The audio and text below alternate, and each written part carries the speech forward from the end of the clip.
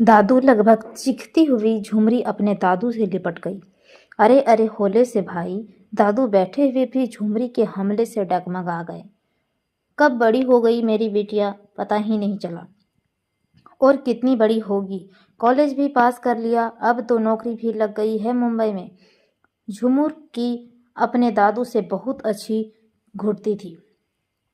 अब भी वह माता पिता व अपने छोटे भाई बहन के साथ सब परिवार उनसे मिलने अपने ताऊ जी के घर आती। झुमुर बस दादू से ही चिपकी रहती। अब की बार मुझे बीकानेर भी दिल्ली जितना गर्म लग रहा था, वरना यहाँ की रात दिल्ली की रात से ठंडी हुई करती थी। चलो आओ, खाना लग गया है, आप भी खा जाइए बाबूजी।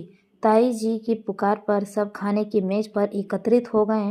मेज पर शांति से सब ने भोजन किया। अक्सर परिवारों में जब सब भाई बहन इकट्ठा होते हैं तो खूब धमाके चौकड़ी मचती है, लेकिन यहाँ हर ओर शांति थी। यहाँ तक कि पापड़ खाने से भी आवाज नहीं आ रही थी। ऐसा रोब था धाने आनी सबसे बड़े ताऊ जी का। यूं देखते ही उन्हें कोई इतना सख्त नहीं मान सकता था। साधारण कद काठी पतली काया, किंतु रोब सामने वाले के व्यक्तित्व में होता है, शरीर में नहीं। धानेश्याम का रोब पूरे परिवार में प्रसिद्ध था। ना कोई उनसे बहस कर सकता था और ना ही कोई उनका विरुद्ध जा सकता था। कम बोलने वाले, मगर अमिताभ बच्चन की स्टाइल में जो बोल दिया सो बोल दिया। हर साल एक बार सभी ताऊ चाचू व बुआ अपने अपने परिवार सहित बीकानेर में एकत्रित हुआ करते थे। पूरे परिवार को एकजुट रखने में इस एक हफ्ते की छुट्टी का बड़ा योगदान था। चूंकि दादाजी वहीं रहते थे धानेश्याम के परिवार के साथ, इसलिए यही घर सब का हेड ऑफिस जैसा था। धानेश्याम की फैक्ट्री जाते ही सब भाई बहन अपने असली रंग में आ गए। शाम तक खूब मस्ती होती रही। सारी महिलाएं काम काज निपटाने के साथ ढेर सारी गप्पे भी निपटाती रही। झूमुर के पापा व चाचा अखबार की सुर्खियां चाट कर थोड़ी देर सुस्ता लिए। इसी बीच झूमर फिर अपने दादू के पास होली होली चली गई। कुछ बढ़िया से किस्से सुनाओ ना दादू, बुजुर्गों को और क्या चाहिए भला। पोते पोतियों उनके जमाने के किस्से सुनाना चाहें तो बुजुर्गों में एक नूतन उमंग भर जाती है। बात 1950 की है, जब मैं हाई स्कूल में पढ़ता था। हमारे एक मास्ताब थे, मतलब टीचर हरगोविंद सर। एक बार इसी से सबसे पहले कि दादू आगे किस्सा सुनाते, झूमुर बीच में ही कूद पड़ी। स्कूल का नहीं दादू, कोई और किस्सा। अच्छा यह बताइए, आप दादी से कैसे मिले थे? आप ठहरे राजस्थानी और दादी तो बंगाल से थी, तो आप दोनों की शादी कैसे हुई? अच्छा, तो आज दादू दादी की प्रेम कहानी सुननी है, कह दादू हंसे। दादी को इस जग में गए काफी समय बीत चुका था। कई वर्षों से वे अकेले थे, बिना जीवन साथी के। अब केवल दादी की आदि ही उनका साथ देती थी। पूर्ण प्रसन्नता से उन्होंने अपनी कहानी आरंभ की। बात 1957 की है। मैंने अपना नयापन कारोबार शुरू किया था। बाजार से ब्याज पर 3500 रुपये उठाकर मैंने यही बीकानेर में बंधेज के कपड़ों का कारखाना शुरू किया था। लेकिन राजस्थान का काम राजस्थान में कितना बिकता और मैं कितना मुनाफा कमा लेता। फिर मुझे बाजार से उठाया असल और सूद भी लौटाना था और अपने पैरों पर खड़ा भी होना था। ओह दादू, आप तो अपने कारोबार के किस्सों में उलझ गए, असली मुद्दे पर आओ ना। झुमुर चीख कर बोली। थोड़ा धीरज रखो, उसी पर आ रहा हूँ। कारोबार को आगे बढ़ाने हेतु मैं कोलकाता पहुँच गया। वहाँ तुम्हारी दादी के पिताजी की अपनी बहुत बड़ी दुकान थी कपड़ों की, लाल बाजार में। उनसे मुलाकात हुई, मैंने अपना काम दिखाया। बंधेज की साड़ियाँ व चुन्नियों के कुछ स्पेशल उनके पास छोड़े। कुछ महीनों में वहाँ भी मेरा काम चल निकला। और दादी, वे तो अभी तक पिक्चर में ही नहीं आई थी। झुमर एक बार फिर उतावला हो उठी। अभी नाम शांति रखना चाहिए था, जरा भी धैर्य नहीं। आगे सुन। दादी की पिताजी ने ही हमारी शादी की बात चलाई। मेरे पिताजी को रिश्ते भाग गया और हमारी शादी हो गई। धत तेरी की, इस कहानी में तो कोई थ्रिल नहीं, ना कोई विलम्ब आया और ना ही कोई व्हाट। इतना सहजता से हो गया सब। और जो ना मानते हो? पूछने के साथ झूमर का उत्साह कुछ फीका पड़ गया। ओ बिटिया, तू तो अपने दादू के किस्सों में उलझ गई, असली मुद्दे पर आ। दादू झूमर की नकल उतारते हुए बोले, आखिर उन्होंने बाल घूम के सफ़ेद नहीं किए हैं, उनके पास वर्षों का अनुभव और पारखी नज़र भी थी। तेरे दादू उड़ती चिड़ैया के पर निकल लेते हैं, समझी? झूमर की उत्सुकता उनका अचानक दादू दादी की कहानी में रुचि दिखाने देख दादू भाप गए थे कि झूमर उनमें से कुछ कहना चाहती है। क्या बात है? शाम ढलने को थी। घनश्याम फैक्ट्री से घर लौट चुके थे। हर तरफ भी शांति थी। रात के भोजन के समय एक बार फिर ताई जी की पुकार पर सब मेज पर पहुंच गए। इस पूरे परिवार में झूमर सब के निकट अपने दादू से थी। शुरू से ही उसने दादू को सब सरल, समझदार और खुले विचारों का पाया था। कैसी अजीब बात है कि ऐसे दादू के बेटी अगले पीढ़ी के होते हुए भी संकीर्ण सोच के वारिस थे। उसे याद है कि छोटे ताऊजी की बेटी रेणु दीदी ने अपने कॉलेज के एक जाट लड़के को पसंद कर लिया था, किंतु परिवार का कोई भी सदस्य नहीं माना था। उन्हें समाज में कमाई गई अपनी इज्जत और रुतबे का चिंता ज़्यादा थी। घनश्याम के कहने पर अनफानन हेनू की शादी अपनी जाति के एक परिवार में तय कर दी गई थी। हालांकि उसकी शादी परिवार की इच्छा से ही की गई थी, फिर भी आज तक उसे माफ़ नहीं किया गया था। परिवार में सब और उसे बेशर्मी के किस्से बाँचे जाते थे। उसने भी कभी इसी परिवार के किसी समारोह में हिस्सा नहीं लिया था। आने की अगली सुबह झूमर बगीचे में झूले पर गुमसुम बैठी थी। वहाँ दादू पहुँचे। बताई नहीं तूने मुझे असली बात? वे भी झूमर के साथ झूले पर बैठ गए। एक आप हो दादू, जिससे मैं अपनी मन की बात कह सकूं। जानता हूँ, असली बात पर आ, वरना फिर कोई धमकेगा और अब की बार बातचीत में ही रह जाएगी। कॉलेज में मेरे साथ एक लड़का पढ़ता था, रिदम। अच्छा लड़का है, नौकरी भी बहुत अच्छी लग गई है हैदराबाद में। समझ गया, तुझे वह लड़का पसंद है, तो दिक्कत क्या है? वह लड़का हमारे धर्म का नहीं है, ईसाई है।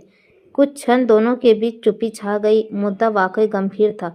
दूसरे प्रांत या दूसरी जाति का ही नहीं, बल्कि दूसरे धर्म का प्रश्न भी था। उन पर इसके परिवार की गिनती शहर के जाने माने रईस इज्जतदार खानदानों में होती थी। हमने अपने कॉलेज के दीक्षांत समारोह में दोनों परिवारों को मिलवाया। रिदम के परिवार को कोई एतराज नहीं है। मम्मी को रिदम व उसका परिवार बहुत पसंद आया है, किंतु पापा राजी नहीं है। उनकी मजबूरी है। परिवार को रजामंदी नहीं होगी। झूमर की चिंता के कारण वाजिब था। मैंने पापा की काफ़ी खुशामद की। काफ़ी समय से उन्हें मना रही हूँ दादू। यदि रिदम नहीं तो कोई नहीं। यह बात मैंने मम्मी पापा को कह दिया है। आजकल की पीढ़ी अपनी बात रखने में कोई झिझक, कोई संकोच नहीं दिखाती है। झूमर ने भी साफ तौर पर अपने दादू को सब बता दिया। तो मामला गंभीर है। देख बेटिया, वैसे तो उम्र के इस पड़ाव में सब कुछ देख चुकने के बाद मैं मानता हूँ कि जो कुछ है यही जीवन है, इसे अच्छे से जियो, खुश रहो बस। यदि तुम विश्वास है कि तुम उस लड़के के साथ खुश रहोगी तो मैं दूंगा तेरा साथ, किंतु तुझे मेरी एक बात माननी होगी।